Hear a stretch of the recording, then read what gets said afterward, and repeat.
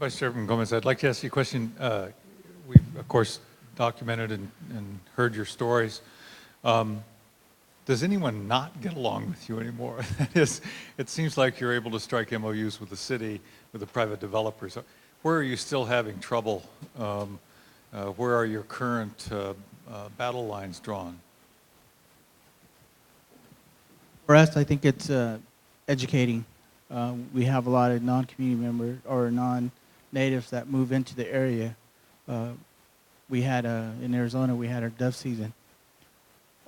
Many times what happens is we have new people that come into the area, don't know where the reservation starts. We've posted signs, tribal, state, federal laws, trespassing signs. I can go back out there. I usually ride, you know, I'm an avid horseback rider, and I ride out there after the season's over, and I'll find cuts. People will come in, ATVs, we'll go into washes, we'll come in and try to ride all over, and we try to discuss that with the city and let them know, because they have their own city website to voice our concerns. And by a joint venture, we're starting to work on that now. But also with other developers that are coming into the area and trying to educate them and having them come to as a consultation with the community to voice our concerns and what we want. And it's just like I said, we really don't want to hamper growth. We know it's coming, and we have to handle it. We have to deal with it. But bring us to the table so we can voice our concerns. I think that's what's working. But you know, there's still a lot to be done. For instance, Roman and I were over at federal EPA when the presentation was done back in Arizona. We were still on the battlegrounds, fighting with the EPA there. So you know, it's an ongoing process, and we just need to stay up on top of that. And as tribal leaders, because there's only 5-member council, we can't possibly get to all of them. So a lot of times we kind of rely on our staff. We'll hear about it, and that's how the staff force came out.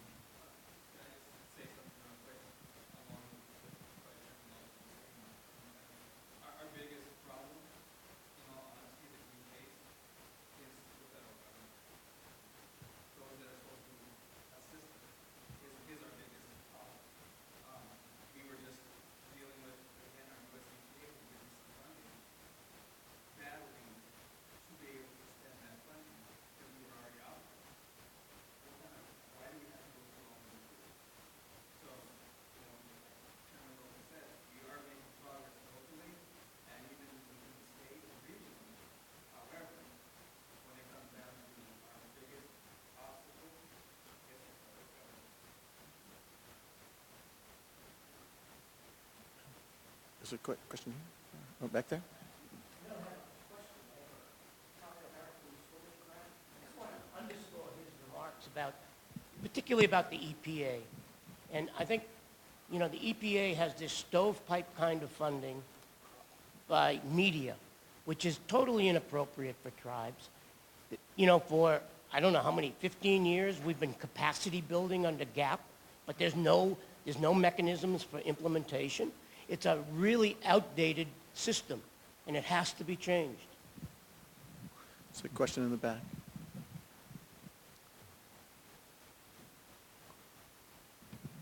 I do have a question, but I do have a comment as well. You want to talk about how to take over and utilize your natural liberty to enforce your watershed council as a good example of retaking responsibility for your environment and just doing what you need to do.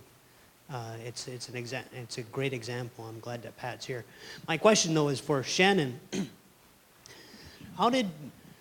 What was the strategy or the argument when people would come to you from the educated side, academia, and maybe tried to pressure you that you didn't know what you were doing because you didn't have the letters behind your name? Well, we continue to nurture first and foremost those professionals that do have the letters behind their name, and keeping those as close to us as we can through consultative relationships. our curator, William Johnson, and I, again, we were subjected to some serious scrutiny throughout the whole course of this process, and that because we didn't have the scholarship behind us as far as best practice in anthropology, archaeology, and eology, our concerns and our process in working through those ideas and those methods with our tribal community council and elders, they were at various points dismissed by city officials, by the Genesee County Land Bank, because we continued to advise them throughout this process as to what they needed to do to mitigate. We even provided legwork in giving them, 2 bids for archaeological consulting crews to come in and take care of the damage, with the tribe overseeing and monitoring. But again, all of that, of course, was dismissed because of lack of funding from the City of Flint and from the Genesee County Land Bank. The unfortunate situation with HUD, who has been a friend to tribes across this country in providing adequate funding, is that HUD was slippery in this situation. They were at the negotiating tables, within the first couple of meetings of this disturbance, but then soon realized that once the tribal council had imposed a cease and desist order that was going to be adhered to by the city officials and the Genesee County Land Bank, the landowners, HUD pulled out of the project. They slipped out of it on a technicality, stating that the funding that was earmarked for this project, which was essentially the pouring of the basements, the cement basements, because that part of the agreement had not been reached, they then pulled their funding from the project.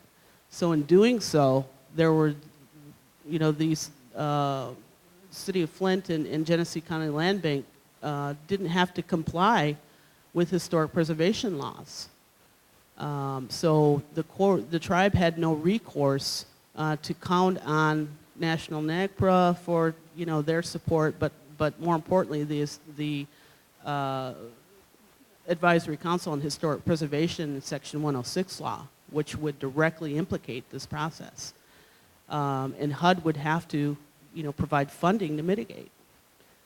So the onus of all this coordination fell up squarely upon the shoulders of the tribe, and an unfortunate situation is resulting in an unfortunate precedent-setting event, because in doing so and in us addressing and putting together this proposal based on all of these individuals, tribal and archaeological consultants, and then the tribe bearing the responsibility to provide the funding for the mitigation, that precedence has been set, in which we weighed that heavily throughout the process, because we knew that on one scale was this precedence, on the other end of the scale was making sure we were respecting and doing what was culturally appropriate to take care of these ancestors at our cost.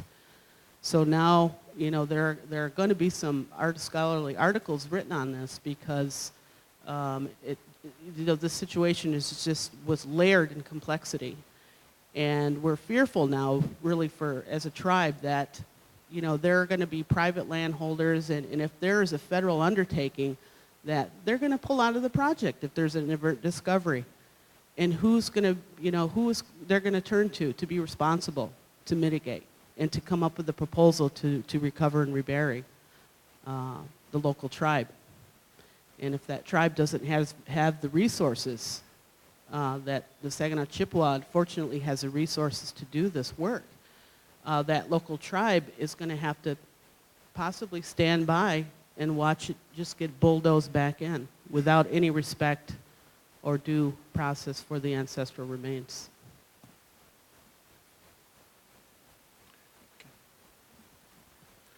Good afternoon, everybody. My name is Josh Weston. I'm the chairman or the president for Flanger Santee Sioux Tribe, who we started out the session with. And I had one general comment to make and then a question for the cultural portion of it.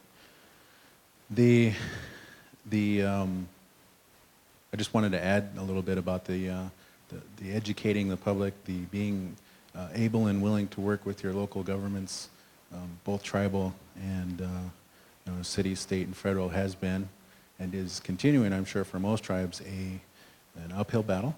And we're, as far as I'm concerned, we're continued to try to address some of those problems and work through our differences of opinion. We're kind of at a head road with our project. Our chief is leaving us. He's the only one of two, actually. Well, three now. One of our members finally made it on to the tribal police department, and he's leaving to better himself. So it's going to be an interesting discussion on how we continue forward, and we hope that both communities can come to some agreement on how we can make that transition one way or another.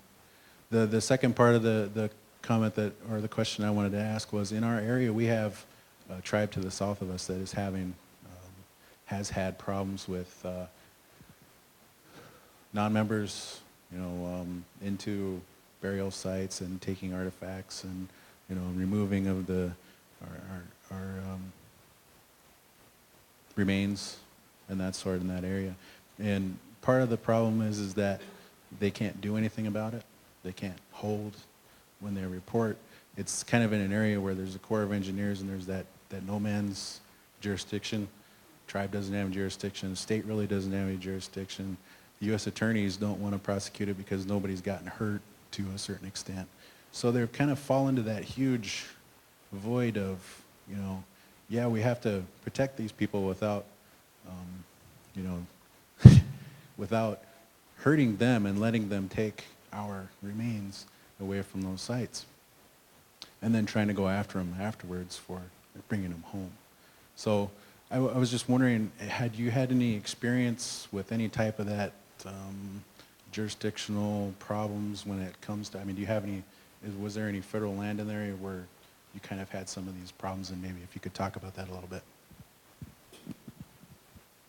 Not in relationship to burial site desecration on federal or state land, but we are currently addressing a sacred site that is state land, because like many other states in the union, Michigan is becoming lack of resources and capital to maintain certain state parks.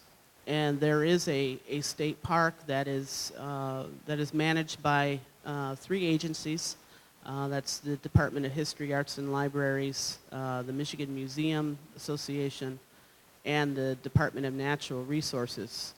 The sacred site is the Sanilac petroglyphs, and it falls within the historic territory of the tribe.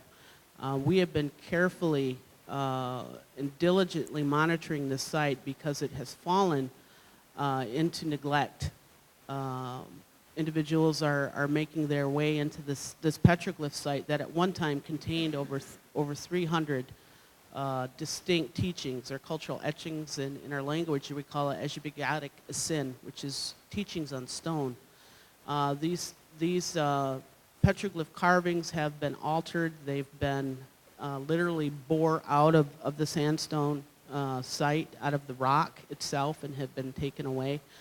And we've been beginning to more urgently address this issue and insert ourselves to call these agencies together and meet with us in tribal council to place on the table a management plan and/or a plan for them to turn this 274 acres that contains the site over to the tribe if need be. So we've been trying to compel them to let us manage it, let us take care of it. We have the resources, and/or sell it to us at a fair price.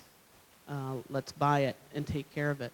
So that's one issue that we're currently working on, because the site is so significant to the cultural and the collective history of the Anishinaabe people of the Great Lakes region. And the tribe is taking, through our work at the Zebwing Center, these proactive measures to begin calling together these different agencies and really trying to compel them to turn the management over. And we're beginning to, we are going to work with Dr. Sonia Adelaide, a Ojibwe archaeologist out of Indiana University, through a program, a grant project called iPinch, which is the Intellectual Property Issues and Cultural Heritage Project. And it's an international multidisciplinary grant that is being administered through Simon Fraser University in British Columbia. And our project specifically addresses the long-term plan and management of the Sanilac petroglyphs so that we can protect it and we can monitor it so that it doesn't fall under disrespect, vandalism, and neglect. But as far as, desecration of burial sites, that's something, we haven't encountered on federal or state land, just private land.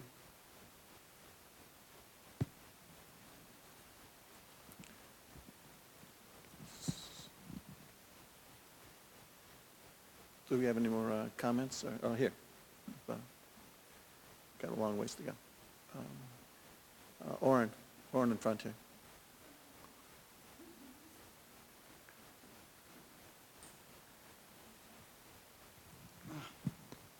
I want to make a comment on your opening statement about the wampum and protocol and governance. Rick Hill from Tuscarora has been doing a research project and is now into 3 volumes of transactions using wampum for the first 400 years here. And just to add some information to you, that the First Continental Congress, John Hancock's, one of his first duties was to make a wampum belt. And that was the belt that used for peace and neutrality as they were getting ready to fight one another. We being the Six Nation, the Iroquois said, well, look, we know your father and we know you, and we look at this as a fight for father and son, and we don't think it's appropriate for us to be in on one side or the other. And they said, thank you, because that was going to be our second request. If you don't fight with us, don't fight against us. Right. And so that belt was made by John Hancock as one of his first duties as president of the Continental Congress.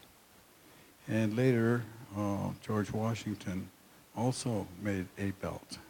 1794 Canandaigua Treaty, called the George Washington Covenant, is about a 6-foot wampum belt with the 13 colonies, and also Tadadaho from our position, the president from his position. And I just want to add that on because just if you think about it, here we are, 1794, well into the new United States, and they are still using wampum as protocol. Thank you.